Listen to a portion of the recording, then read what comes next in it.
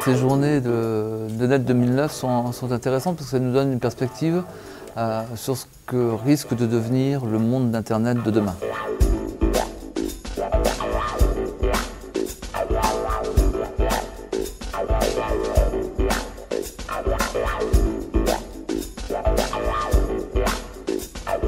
Donc là, on vous présente un produit qui propose la télévision en 3D. Donc là, c'est un match de Roland-Garros. Donc avec vos lunettes, normalement, vous le voyez super bien, peut-être que la caméra un petit peu moins.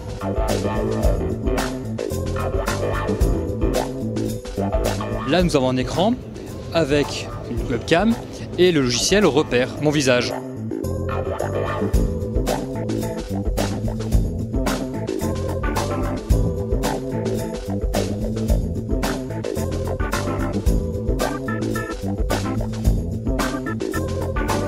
Alors le principe est simple, c'est de pouvoir manipuler des objets à la surface de la table et pouvoir les positionner. Donc l'idée, c'est aussi de pouvoir manipuler avec plusieurs personnes.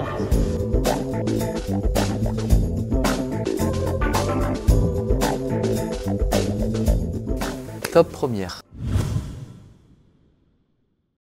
Je dirais qu'il y a eu des moments de rupture forte. Il y a au moins deux grandes ruptures. La première rupture, c'est quand les ordinateurs ont commencé à fabriquer du temps réel et qu'on a connecté des écrans, parce qu'à l'origine, des ordinateurs n'avaient pas d'écran. Ça a été une première rupture qui a étonné tout le monde. Alors vous, ça vous paraît complètement basique, mais je peux vous assurer qu'à l'époque, c'était pas basique. Il y a eu une deuxième rupture, c'est quand les coûts se sont vraiment baissés, qu'on a commencé à pouvoir stocker énormément d'informations et avoir des calculateurs qui allaient plus vite. Mais ça fait pour moi une bonne dizaine d'années que, je dirais, on n'a pas vraiment de limite technique pour inventer et pour innover.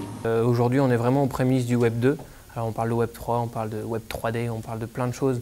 Pour moi, la 3D, c'est vraiment une couche supplémentaire au Web 2. Et ça ne peut pas avoir lieu d'être seul. C'est-à-dire que demain, je ne vois pas que les sites internet soient remplacés par de la 3D. Par contre, des modules supplémentaires qui donnent plus d'interactivité, qui donnent une visualisation supplémentaire, ça oui.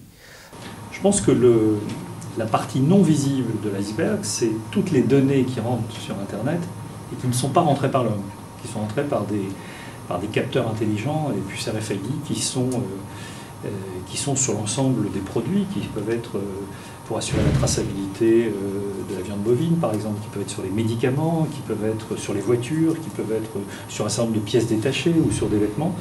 Donc je pense que l'Internet aujourd'hui, c'est l'Internet des objets, c'est-à-dire que beaucoup d'informations arrivent sur le web, mais n'ont pas été... Donc je pense que l'innovation va venir des capteurs qui ne seront pas le téléphone. Je pense que le mouvement de convergence du téléphone est déjà bien abouti. Je pense que maintenant, on va peut-être arriver dans son salon à avoir aussi une certaine convergence de l'écran de télé, de l'ordinateur et tout ça. On n'en parlera plus. C'est-à-dire que les réseaux sociaux sont complètement intégrés dans le web. Ce sera une normalité. Tout le monde sera dans un réseau social, Facebook ou autre. De toute façon, est-ce qu'on aura encore des ordinateurs tels qu'ils sont au jour d'aujourd'hui?